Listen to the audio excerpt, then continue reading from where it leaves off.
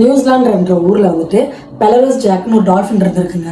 அது என்ன பண்ணுன்னா அங்கே வந்து ஃப்ரெஞ்ச் பேக்குன்ற ஒரு ஊரில் வந்து 24 வருஷம் வந்து அங்கே போகிற ஷிப்புக்கு வந்து கைட் பண்ணியிருக்கு. ஃப்ரெஞ்ச் பேக்குன்ற ஏரியா வந்து எப்படின்னா கடலுக்கு நடுவில் அந்த மலைகள் இருக்கும்ல அந்தமாரி ஒரு ஏரியா.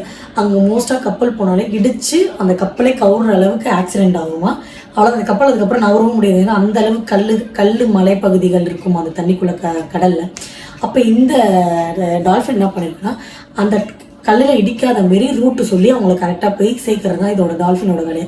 இது ஆக்சுவலாக ஃபஸ்ட்டு ஒரு வாட்டி வந்து கடலில் வந்துட்டு ஒரு ஷிப்பு போயிட்டு இருக்கும்போது இந்த டால்ஃபினை பார்த்துருக்காங்க. இந்த டால்ஃபின் வந்து ஒயிட் வித் கிரே கலரில் இருந்திருக்கும் போல்.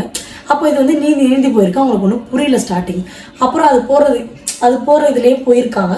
போகும்போது அவங்க அந்த கல்லெலாம் இடிக்காமல் சேஃபாக போயிருக்காங்க. அதுக்கப்புறம் தான் அவங்களுக்கே தெரியுது இந்த டால்ஃபின் வந்து நம்மளை கைட் பண்ணுதுன்னு சொல்லிட்டு. அதுக்கப்புறம் பார்க்கும்போது அங்கே போகிற நிறைய ஷிப் வந்து இந்த டால்ஃபின் வந்தால் மட்டும் தான் அவங்களே ஷிப்பை எடுப்பாங்க. அதே மாதிரி டால்ஃபின் வந்தால் அதுவுமே கரெக்டாக போய் சேர்த்துருமா. இது வந்து மக்களுமே புரிஞ்சுக்கிட்டாங்க டால்ஃபின் வந்து ரூட்டு தான் சொல்லுது அப்படின்னு சொல்லிட்டு. இப்படி இந்த டால்ஃபின் சொல்லிட்டு இருக்கும்போது என்ன இருக்குன்னா திருப்பி ஒரு ஷிப் வந்திருக்கான். ஷிப் வந்து ஒருத்தவங்க குடிச்சிருக்கான். அவன் வந்து என்ன பண்ணிருக்கான் டால்ஃபின் வந்து சுட்டுருக்கான்.